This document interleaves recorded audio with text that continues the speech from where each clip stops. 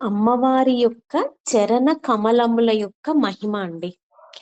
ఇందులో శంకరులు ఏమంటున్నారంటే, అమ్మా నీ యొక్క చరణములు ఈ విశ్వానికంతా, ఈ సృష్టికంతా అతీతంగా ఉన్నాయి తల్లి అంటున్నారు. అమ్మ లోకమే సర్వలోకము, అది మణిద్వీపము. ఆ చరణ కమలముల నుంచి కిరణములు వెలువడుతున్నవండి.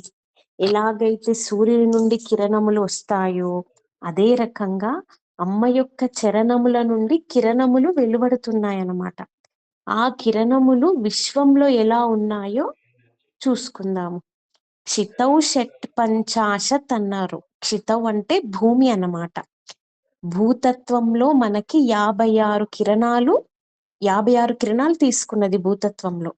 తరువాత హుతాశే ద్వాషష్టి అంటే అగ్నితత్వం 62 కిరణములు తీసుకున్నదనమాట. తరువాత జలతత్వం, జలం 52 కిరణములు.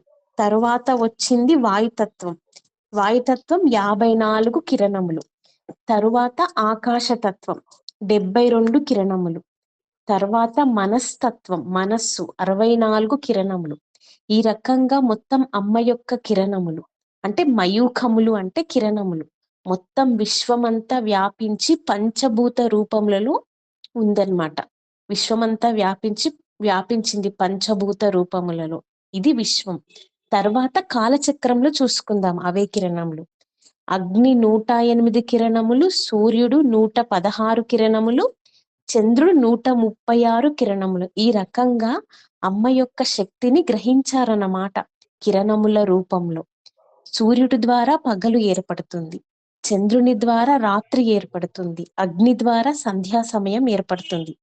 ఇలా 3 కాలాలు వచ్చాయి. అంటే ఇవన్నీ కలిపి 360 రోజులు, 360 కిరణములు. ఇవి ఒక సంవత్సరానికి ప్రతీక.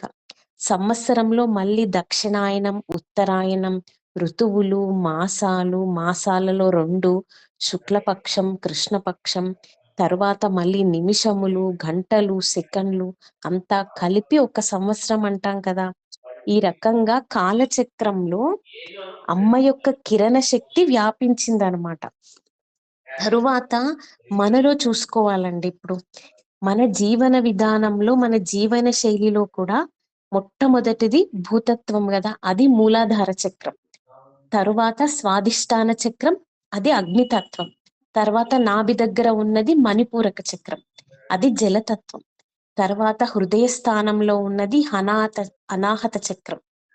కంఠస్థానం దగ్గర ఉన్నది విశుద్ధి చక్రం, మనకి ఆకాశతత్వం. కనుబొమ్మల మధ్య ఉన్నది మనస్తత్వం. ఈ రకంగా మొత్తం అమ్మ యొక్క చరణములు, అమ్మ యొక్క చరణములేమో సహస్రార చక్రంలో ఉన్నాయి, బ్రహ్మరంధ్ర స్థానంలో. ఈ రకంగా కిరణములు అంతా మనలో వ్యాపింపచేసినాయి అన్నమాట. అందుకనే కళ్ళు చూడగలుగుతున్నాము, చెవులు వినగలుగుతున్నాయి, నాలుక రుచి చూడగలుగుతుంది, నోరు మాట్లాడగలుగుతుంది, చర్మం స్పర్శను గ్రహించగలుగుతుంది. అమ్మ యొక్క కిరణ శక్తి యొక్క మహిమ. అలాగే విశ్వంలో కూడా అంతా పట్టి ఉంచుతున్నది కిరణ శక్తి ద్వారా. పంచభూతాలన్నీ వాటి వాటి యొక్క కక్షలలో తిరుగుతున్నాయి. ఇదంతా అమ్మ యొక్క మయూఖములు అంటే కిరణముల యొక్క మహిమ అన్నమాట. ఇదేనండి శ్లోకం భావము. అర్థం